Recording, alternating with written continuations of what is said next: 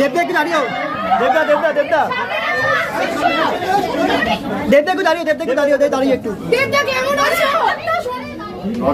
আরে ভাই পড়ে যাবো, আপনার মোবাইলটা নামাও, মোবাইলটা নামাও, ফেলে দেবে তো। আস্তে আস্তে আসো দাদা, দেবদা আস্তে দিবি, আস্তে দিবি, আস্তে দিবি, আস্তে এসো। যাও বাবা, তুই চল চলুন, একটু একটু একটু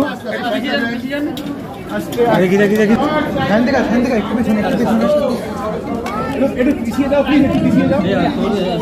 দেবদা একটু লুক দাও সবাইকে। এবার হয়ে গেলে সামনেটা ছেড়ে দেবেন প্লিজ। দেবদা এদিকে একটু, দেবদা দেবদা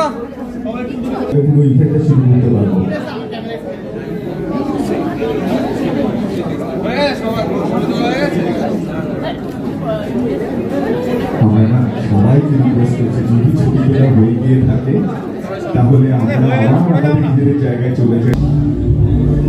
ওয়েট করছিলাম যে একসাথে একসাথে প্রমোশন করবে, কারণ আমরা 9 বছর আগে যখন গিয়েছিলাম নৈনিতালে তখন দেখেছিলাম ওদের কাজ, এবং সেই প্রশ্ন আমিও 9 বছর আগেই দেখেছিলাম। হ্যাঁ, সেই জন্য তো বলছি আবার কবে একসাথে দেখবো। খুবই আবার একবার বিয়ে কর, খুব গুরুত্বপূর্ণ প্রশ্ন। রানাদা উত্তরটা দেবে। আরে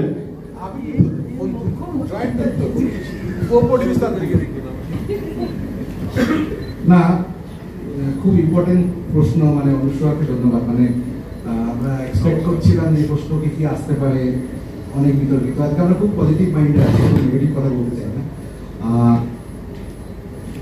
আমি একটা আমার খুব প্রিয় কবি হেলাল হাফিজ, ওইটা পড়ছিলেন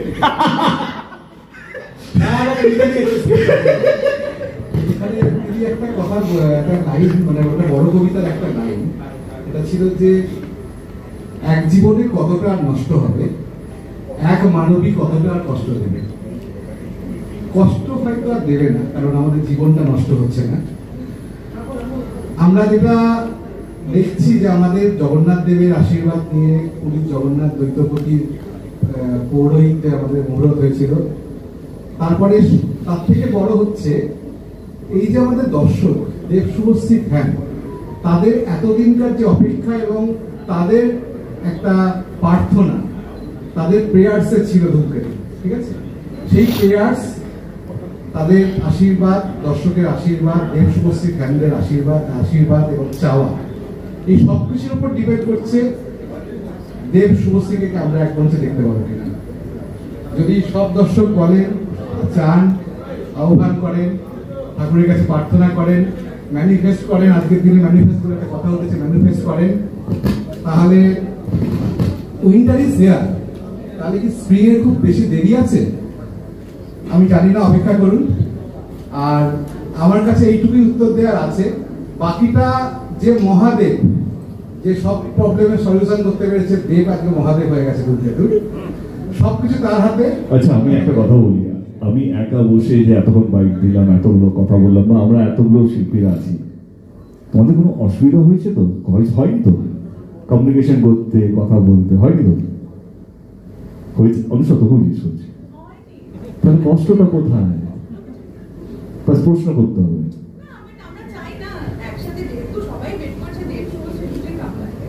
তুই একটা ছবি প্রডিউস কর, রাজ চক্রবর্তীকে ডাইরেক্টর নেই, রানা সরকারকে প্রডিউসার নেই, তার মনে সেই দিন সম্ভব হয়ে যাবে। টাকা আমার মনে হয় এসবিএফ দিয়ে দিতে পারবে, সুবিধা দিয়ে দিতে পারবে, ঠিক আছে? যেহেতু ভগবান বলছে ওখানে টাকা অভাব আছে না, রানা সরকার প্রডিউসার বললাম তো, আর রাজ চক্রবর্তী নিজেরও তো প্রোডাকশন হাউস আছে, তাই না?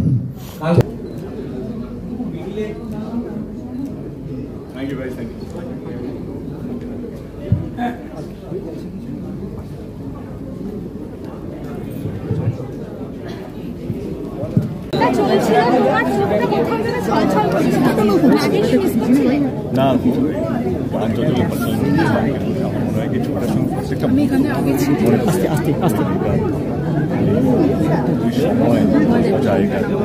আমি জানি ছবিটা কি লেভেলে ভালো হয়েছে। এই ভালো ছবিটাকে আমরা যুক্ত করে যাই হোক না কেন আমরা রিলিজ করতে চলেছি অবশ্যই। সেইটা যে কত আনন্দের ব্যাপার, যারা যারা যুক্ত আছে, মানে একই কথা করছে, তাকে তিনিও একই কথা এই ইমোশনটা না মানে পরিবার সিনেমা সব থেকে উঠতে কে ধূমকেতু ফাইনালি রিলিজ হতে চলেছে, এটাই আমাদের কাছে সবচেয়ে বড় আনন্দ।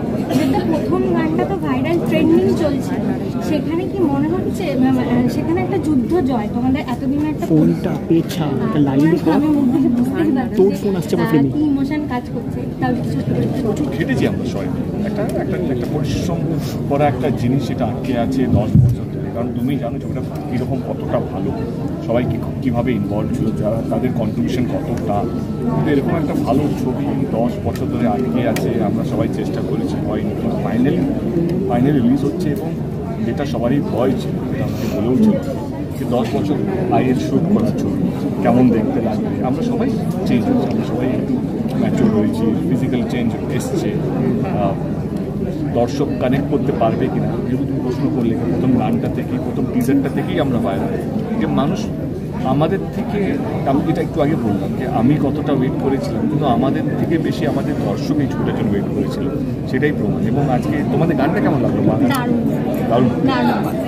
অনেকে এইটাই বলছি কি 10 বছর আগেকার শুরু করা হবে, কিন্তু মনে হচ্ছে মানে ইউ ক্যান ইনস্ট্যান্টলি কানেক্ট করে নেবে এটার সাথে, মানে ছবিটার সাথে বা ছবিটার গান যে কোনো মুহূর্ত। আমার মনে হয় কি 14 আগস্ট ছবিটা রিলিজ হচ্ছে, আমরা যে কেন এত কথা বলছি, কেন যে আমরা এত বেশি আবেগ, কি বলো আবেগ কি বলতো, এত বেশি আবেগ কেন, সেই জায়গা থেকে দর্শক বুঝতে পারবে 14 তারিখে। আচ্ছা, এই কারেকশনগুলো কি কৌশিকদা করে? জিনিস বললাম তো, ম্যাজিশিয়ান। কোন কারেকশন? এই কারেকশনগুলো করেই দিচ্ছ? ও একটা বাংলা বললো, সেই বাংলাটা ঠিক বাংলা, একেবারেই ঠিক। আমি বাংলা শিক্ষক তো, আমি বলছি ঠিক বাংলা, সিনটেক্সটা একটু আগে পড়ে, আমরা যেরকম ভাবে বলি। ও নিজেই বলে এটা কি দেবের মতো হয়ে যাচ্ছে বাংলাটা। হ্যাঁ, এটা হচ্ছে ও। হ্যাঁ, ও পুরো এমনই একজন খেলোয়াড় যে তাসগুলো ওপেন করে সবাইকে দেখি তারপর খেলতে শুরু করে। ওরে বাবা, দারুণ। কবিতার 9 বছরের প্রতীক্ষা, এইবার কিছু কি চেঞ্জেস মনে হয়েছে দেবদার মধ্যে তখন যখন শুট করেছিল আর এখন দেবদা পাশে দাঁড়িয়ে? এখন ওর কাঁধে অনেক বেশি ভার, তখন অনেক কম ছিল, তখন অভিনেতার ওজন ছিল। এখন একটা ইন্ডাস্ট্রির অনেক গুরুত্বপূর্ণ জায়গায় ও প্রযোজক হিসেবে এবং অভিনেতা হিসেবে। এবং আজকে বাংলা ছবি যে জায়গায় দাঁড়িয়ে হয়েছে, এই বিবর্তনটার মধ্যে প্রযোজক অভিনেতা দেবের অবদান অনেক বেশি। সেটা 10 বছর আগে দেব ওই ওজন তখন ওর পিঠে ছিল না, কাজে অনেকটা পথ পেরিয়ে এসছে। এই ছবির আমাদের পাশাপাশি, পুরো টিমের পাশাপাশি ও নিজে কিন্তু না থাকলে পরে এই ছবিটা আজকে আপনাদের কাছে পৌঁছতোই না। 10 বছর আগে দেব শুভশ্রী জুটেছিল একটা রোমান্টিক, যদি সেই জায়গা থেকে এরকম একটা গল্পে যখন কাস্ট করা হলো, ভাবনাটা কিভাবে হলো আর কি মানে শুটিং করতে গিয়ে? এটাও তো খুব রোমান্টিক। আর কিছুদিন আগে একটা ভিডিও দেখলাম, একজন 92 বছরের বৃদ্ধ, একজন 90 বছরের বৃদ্ধা তার স্ত্রীকে খুব প্যাশনেটলি চুমু খাচ্ছে। হ্যাঁ, প্রেম কখনো শেষ হয় না, মরে না, অসমাপ্ত থাকলেও মরে না, কোনো অবস্থাতেই মরে না। রুদ্রদা, তোমাকে আর দেবদাকে গানে আমরা একটা মজার জায়গা, মানে মজার ইনসিডেন্ট করতে দেখেছি। তো এই মজাটা কি শুটিংয়ে তো চলেই ছিল, এখনো কি চলছে প্রমোশন চলাকালীন? আমি বলবো যে আমরা এমন একটা মজার অভিজ্ঞতায় রয়েছি, শুটিংয়ে কষ্ট করতে যে এত আনন্দ হয়, এটা আমরা দুজন আমাদের পরিচালকের নির্দেশে যেটা করতে পেরেছি, সেটা 14 তারিখ থেকে উত্তর পাওয়া যাবে। আবার বলছি, এত কষ্ট করলে যে এত আনন্দ পাওয়া যায়, সেটা এই সিনেমাতে আমি দেব দুজনে অনেক বেশি উপলব্ধি করেছি। এই ক্ষেত্রে অন্য যে কোনো যারা আমাদের দারুণ অভিনয় করেছেন এই সিনেমায়, তারা যদি হাত তোলেন, আমরা দুজনে সেখান থেকে বলবো এই না, আমরা দুজন বেশি করেছি। আমাদের প্রতিযোগিতা হয়েছে, পরিচালক যা চাইছেন সে অনুযায়ী কতটা নিংড়ে দেওয়া যায়। আমি আবার বলছি,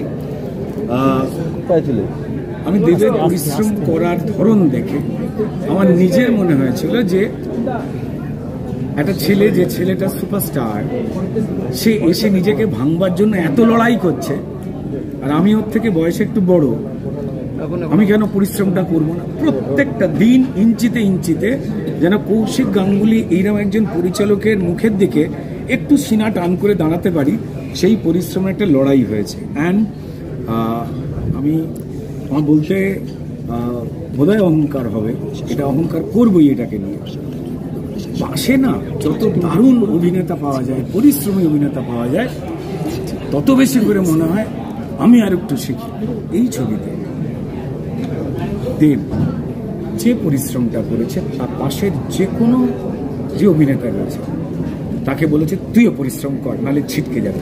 সেই পরিশ্রম করার আনন্দ পেয়েছে। এবং এখানে সারাদিন ওই প্রস্থেটিক দিয়ে ওই অক্লান্ত পরিশ্রম করার পরে ওটা শারীরিক কষ্ট ছাড়া কিচ্ছু নয়। রাত্রি 3টে থেকে সন্ধ্যে 8টা পর্যন্ত ওই বোঝাটা নিয়ে ক্লান্ত দেব বাড়িতে ফিরে এসে কি হওয়া উচিত, স্নান টান করে ঘুমিয়ে পড়বে। ওই ইউনিটকে আরও বেশি চাঙ্গা করবার জন্য সেটা প্রয়োজক দেব রাত্রিবেলা বললাম জঙ্গল সাফারিতে যাব। চিন্তা করো, সবাইকে নিয়ে পরপর গাড়ি আমরা বেরিয়ে পড়লাম সেই নৈনিতালের ভিতরে গভীর জঙ্গল, সেই জঙ্গলে ঘুরতে। ও বলেছে বলেই অ্যালাউ করেছিল, আমাদের অ্যালাউ করতো না। আমরা গিয়ে একটা লেপার্ডও দেখেছিলাম একবার, মনে আছে? আসলে লেপার্ডটা ওর সাথে দেখা করতে এসেছি। Thank you.